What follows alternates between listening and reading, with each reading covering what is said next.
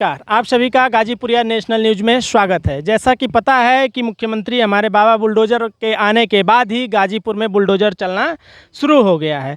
लोगों का घर टूटना शुरू हो गया है, लोग बेघर होना शुरू हो गए हैं, लोग रोड पर जो है कि रहने को मजबूर हो गए हैं। हम जिस स्थान पर खड़े हैं वो एक त्रिमोहानी है, यानी यह एक ऐसा त्रिमोहानी है जो 3 गाँवों को जोड़ता है।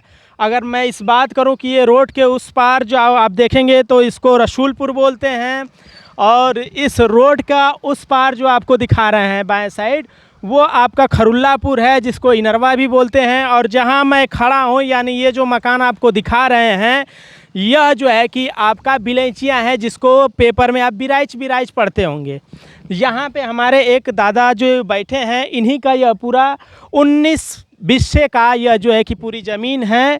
यानी अगर हम बात करें तो चाचा का जो है कि 1948 के चाचा जन्मे हुए हैं, और आज तक यह पूरा हिस्ट्री इनको पता है कि अड्डे की ज़मीन जो है 1941 और 42 यानी द्वितीय विश्व युद्ध की बताई जा रही है। लेकिन चाचा ने बताया है कि 1946 में जो है एक बार सेना के लोग आकर इस ज़मीन का यानी अड्डे की ज़मीन का पैमाइश किए थे।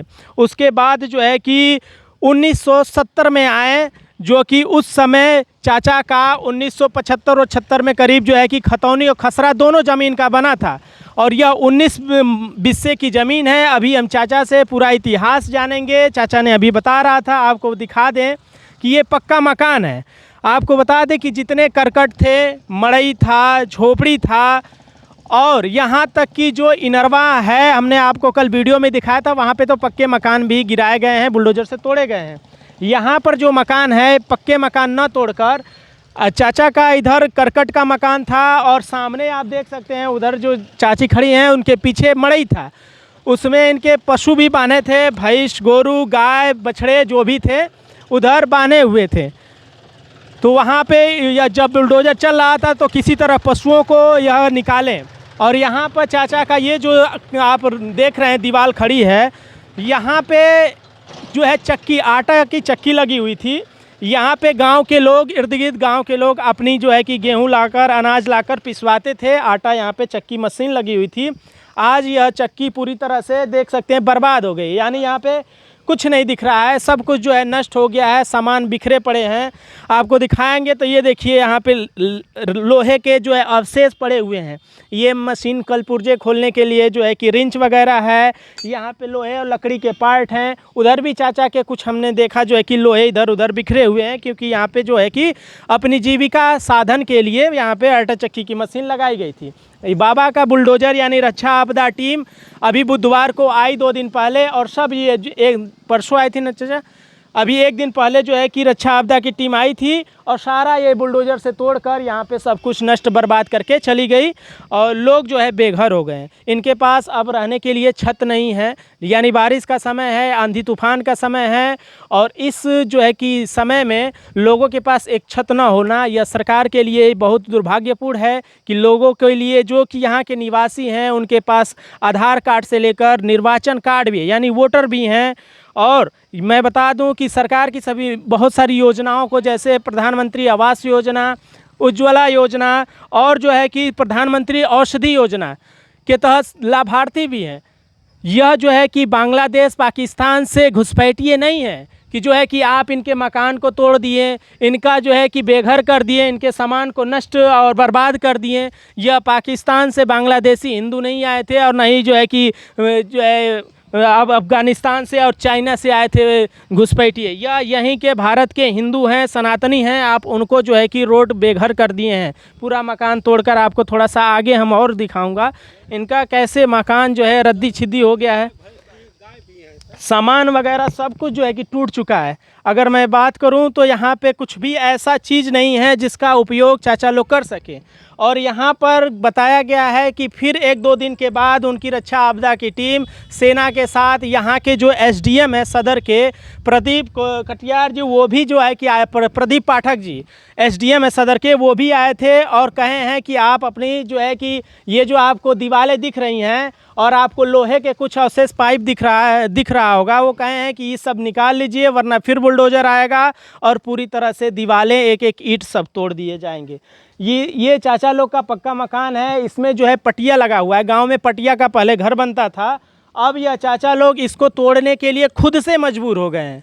सोचिए, कोई व्यक्ति एक जो है कि मेहनत मजदूरी करके खून पसीना जो है कि निकाल कर, मेहनत मजदूरी कर पैसे इकट्ठे करके पाई पाई जोड़ कर जो है कि यह मकान बनाता है, और सरकार आती है, सरकार जो है कि एक ही घंटे में सब कुछ जो है कि नष्ट कर देती है। जैसे देख सकते हैं, यह पुआल है, इस पुआल से किसान जो है कि अपनी मड़ई को छाते हैं। आज यह पुआल इस पे छाया हुआ था पूरा, इसमें जो पशु देख रहे हैं, भैंस बानी हुई है चाचा की, और इसमें जो है कि खा भी रही हैं, और इनके रहने के लिए यह जो है मड़ई छाकर सुरक्षित स्थानों पर भैंस के लिए बनाया गया था। लेकिन यह खुद चाचा जो है कि निकालने के लिए मजबूर हो गए हैं। हमारे चाचा हैं, इनका नाम, चाचा क्या नाम है आपका? हरपत्तू प्रजापति।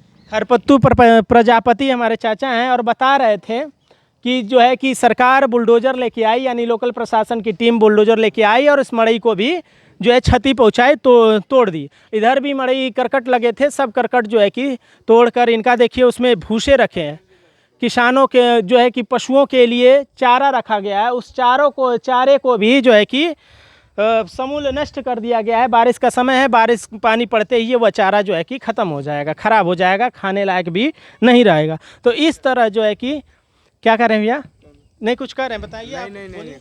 तो हमारे चाचा से पूछेंगे, चाचा ये जो अड्डे की ज़मीन बताई जा रही है, आपकी ज़मीन जो है 19 बिस्सा ज़मीन है, यानी छोटी ज़मीन नहीं है, छोटी ज़मीन का टुकड़ा नहीं है, बहुत ही एक बड़ा ज़मीन का टुकड़ा है। 2.5 बीघा का सबका नाम है। आपका जन्म चाचा यही ज़मीन पे हुआ है? हाँ हाँ हाँ।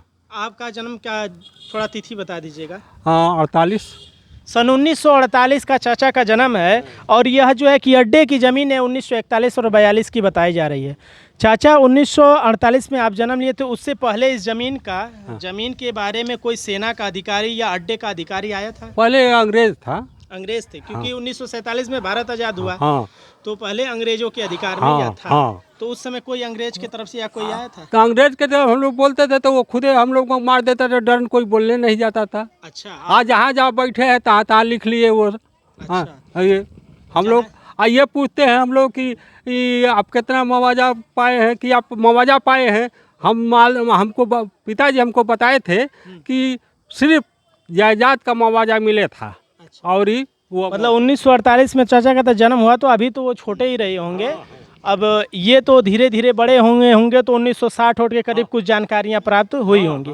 तो आपके मतलब पिताजी जो थे वो बताए थे मुआवजा के रूप में क्या मिला था? 205 रुपया मुआवजा। उस समय इस ज़मीन का जो फसल बोया गया था, उस ज़मीन का 205 रुपया। सोचिए 1948 में बता रहे, 46 में बता रहे 205 रुपया मिला था। अच्छा, 1946 में इस ज़मीन का मुआवजा जो है कि उस समय अंग्रेजों की सरकार थी, तो उस समय 3 बीघा है ज़मीन।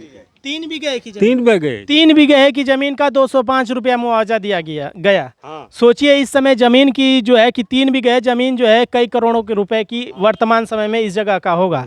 ये नहीं हमको मालूम कि अंगूठा से निशान लगाए हैं कि दस्तखत किए हैं कि किस तरीका से। उस समय पता नहीं क्या तरीका अपनाए थे लोग, तो कम ही पढ़े लिखे थे, तो शायद अंगूठा ही लगाए होंगे। उसके बाद आप 1948 के बाद तो कभी अधिकारी किस सन में आए इसकी ज़मीन की पैमाइश करने के लिए? पैमाइश के 75-70 के करीब आए रहे। 1970 और 75 के करीब में पर्ची काट दिए दहला लोगों। 1975 और 70 के जो कि उस दशक में सेना के अधिकारी आए थे। कोई अधिकारी आया था घूम के गांव में, मुखिया आदमी। तो उस समय के अधिकारी आए थे, क्योंकि उस समय न टेक्नोलॉजी थी, न जो इंटरनेट मीडिया था, तो उनको थोड़ा सा कागज़ का टुकड़ा इस ज़मीन की, अड्डे की ज़मीन की संबंधित जानकारी दिया गया था कि यह ज़मीन जो है कि सरकार का है, अड्डे की ज़मीन है। 55-56 के करीब हम लोग उस समय इसका लगान भी दिए हैं। अच्छा, 1955-56 के समय लगान इस ज़मीन का दिया? हाँ। उस समय लगान का क्या रेट था? 3 रुपया 4 रुपया। उस समय 3-4 रुपया इस ज़मीन का लगान, यानी लगान का मतलब होता है टैक्स, हिंदी में उसको हम लोग लगान बोलते हैं। तो ज़मीन का 1955-56 में टैक्स दिया गया है, जो कि 2-3 रुपया के करीब था। उस समय 2-3 रुपया ही बहुत जो है कि रकम थी, आज तो कुछ नहीं है। उसके बाद चाचा 1970-75 के बाद आप लोग को एक छोटा सा कागज़ का टुकड़ा मिला सरकार की तरफ से। 1975 के बाद भी कभी नोटिस आई या कभी सेना का अधिकारी या गवर्नमेंट का अधिकारी गाजीपुर का आया? कोई नहीं, कोई नहीं, कोई कोई आया? नहीं, कोई कोई नहीं, नहीं आया। कोई नहीं। मतलब सीधे 1975 के बाद 2025 में सेना के अधिकारी आए। हाँ हाँ, 1975-225 के बीच में कोई नहीं कोई आया। नहीं, कोई नहीं। यानी यह सीधी सीधी जो है भारत सरकार लोगों पर अत्याचार कर रही है। 1975 में 1970 के करीब आपके जब कोई व्यक्ति यहाँ पे ज़मीन के बारे में बताने आया था कि यह अड्डे की ज़मीन है, ये रक्षा आपदा की जो है कि ज़मीन है, उसके बाद लोग घर बनाने लगे। घर ये चाचा कब से किस सन से बनना शुरू हो गया इस इलाके में? यहाँ हाँ घर तो करीब करीब ढेर दिन से बनाए, लेकिन यहाँ जो हम बनवाए हैं जी। करीब करीब 85 से 1985 में बनाया।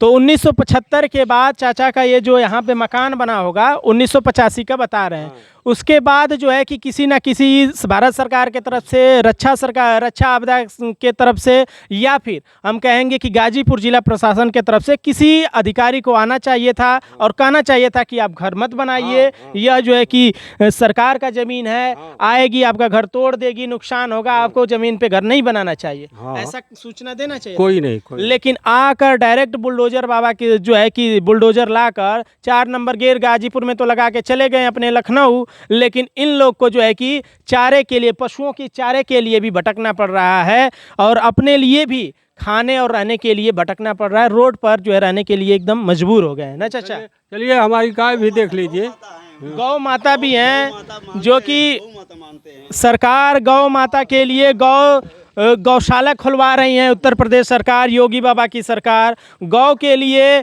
जो है कि पशु आहार जो है कि गृह बना रही है और दूध उत्पादन के लिए गौ के लिए जो है कि डेयरी भी है। दूध उत्पादन के लिए सर डेयरी भी था और हम लोग भी चलाते थे।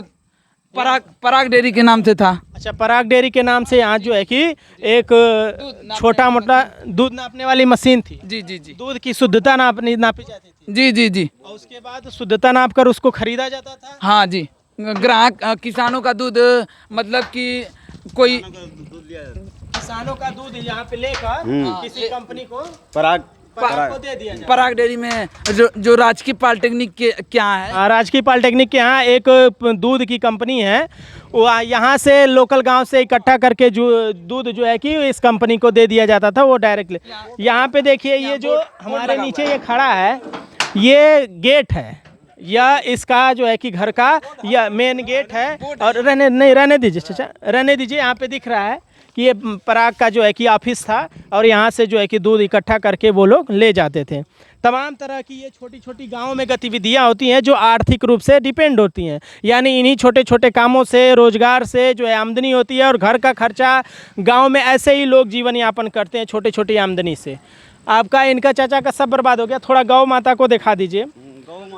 यानी जो सरकार गौ के लिए पैसे देती हो कि आप गौ पालिए, गौ रक्षा कीजिए, उसके लिए सरकार मदद करती है, गौशाला खुलवाती है, और वही सरकार जो है कि लोगों को बेघर करके, अपने ही लोगों को बेघर करके गौ माता को भी बेघर कर दिया जाता है। वो भी गौ माता, जब लोगों को खाने के लिए कुछ नहीं है तो यह गाय और गौ माता को क्या चीज़ खिलाएंगे। ये सारी चीज़ें आप देख सकते हैं। यह ट्रांसफार्मर लगा है और उधर इनका जो है कि सब करकट से, मड़ई से लेकर पटिया का छत था, सब तोड़ दिया गया है। और ये सब ईंटें वगैरह सब देख रहे हैं बिखरे हुए हैं, क्योंकि यह कहीं रखे रखाए या सरकार इनको दान में जैसे 5 किलो अनाज दे रही है तो यह फ्री में 5 किलो या 5 गो ईंटा भी नहीं देती है, चाहे वो किसी की भी सरकार आई हो। लोग अपने मजदूरी मेहनत से खरीद कर, पैसे लगा कर ये अपने घर और आशियाना को तैयार करते हैं, बनाते हैं। यहाँ पे देखिए, अभी कुछ दिनों के बाद आएगी, पता चलेगा कि ये भी आपको ईंट नहीं दिखेगा और नहीं ये गेट दिखेगा। ये सब भी जो है कि टूटे हुए दिखेंगे। आपको ये दिखाते हैं, ये लोहे के फ्रेम है जो कि हमको लगता है कि इस पे क्या लगा था, लोहे वाले का पैनल लगा था, सोलर पैनल, सौर ऊर्जा के लिए लगाया गया था, सब वो भी नष्ट हो चुका है। यहाँ पे गौ माता जी हैं, इसी घाम में रहती है, इसी घाम में 5 दिन घाम में, धूप में, इसी घाम में धूप में गौ माता रहती है। गौ माता क्या रक्षा हो रही है। बाबा जी आइएगा थोड़ा सा।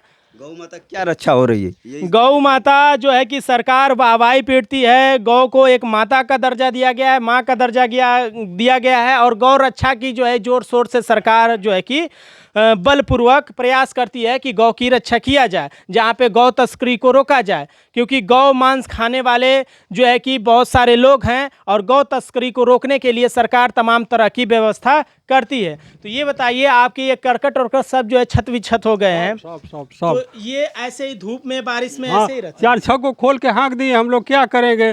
12 को थी। अच्छा, 12 जो है गाय थी। 12 की, उसमें भी 10-12 को भैंस थी। अच्छा, 10-12 को भैंस भी थी और 10-12 गाय भी। हाँ। लेकिन अभी तो ये हमको लगता है 4 ही दिख रहे हैं। हाँ, तो और इधर उधर उन्हें पौने दाम में बेच दिया और हाँक दिए। तो सरकार इतना जुल्म कर दे रही है जितना औरंगजेब और शायद अंग्रेज भी वर्तमान समय को देखते हुए न किए होंगे, जितना जुल्म आप लोग पर हुआ। हाँ, हम लोग 10-12 गाय थी, बस बची 4 हैं, और सभी को औने पौने दाम में चाचा लोग बेच दिए हैं, क्योंकि घर ही नहीं रहेगा, जमीन ही नहीं रहेगी, जगह ही नहीं रहेगी, तो रखेंगे कहाँ? हाँ, एकदम भूसा घास सब। भूसा भी जो इनका चारा है सब तो नष्ट हो गया, बारिश के समय में भीग गया, बस जो है खराब हो गया, तो खिलाएंगे क्या? हाँ, काकुल देखो भीग रहा है। देखिए सब जो है कुछ भी नहीं है, ऊपर से छत से आसमान दिखाइएगा थोड़ा सा, आसमान ऊपर से कुछ भी नहीं है, तो वो चारा भी नष्ट हो गया है, जो भी बोरी में जैसे तैसे लोग बचा के रखे हैं, बाकी इस तरह सब कुछ नष्ट कर दिया गया है। यह बिलैचिया का चाचा यह गांव है ना? हाँ, बिलेचिया का। बिलैचिया का यह गांव है, इधर इनरवा है, उधर रसूलपुर है, और यह जो है कि त्रिमोहानी है बिलैचिया का। यानी हम कहें कि एकदम अंतिम छोर है, या मैं ये भी कहूँ कि 3 गाँव का यह संधि है, यह केंद्र है, जहाँ से तीनों गाँव के जो है कि सीमा मिलता है यहाँ पे। तो इस तरह जो है बर्बादी, और मैं ये भी कहना चाहूँगा कि जो हमारे एसडीएम साहब हैं, उन्होंने एक बात कही है पेपर के माध्यम से, मीडिया के माध्यम से, कि जो बेघर हैं, यानी जिनके ज़मीन नहीं है, 1 इंच भी जिनके पास ज़मीन नहीं है, उनके लिए ज़मीन की व्यवस्था की जाएगी। उनका जो है कि पहले पता किया जाएगा, जांच पड़ताल होगी कि उनके पास वाकई में ज़मीन नहीं है।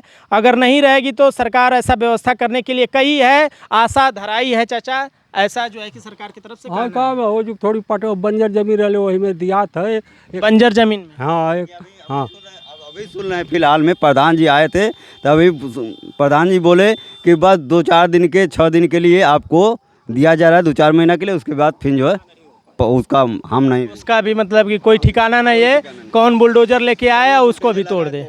जी बिल्कुल बिल्कुल सत्य बात है, क्योंकि जब 1 ही घंटे टाइम दिए जाते हैं, बुलडोजर आके घर के सामने खड़े हो जाते हैं, ना सामान निकालने दिया जाता है, ना अनाज निकालने दिया जाता है। उसी में आटा था मेरा, सब उसी में 200। कितना 5 कुंटल आटा, 5 कुंटल गेहूँ पीसने के लिए था, वो सब आटा और गेहूँ उसी में पड़ा है भाई, दब गया, सब बर्बाद हो गया, नष्ट हो गया।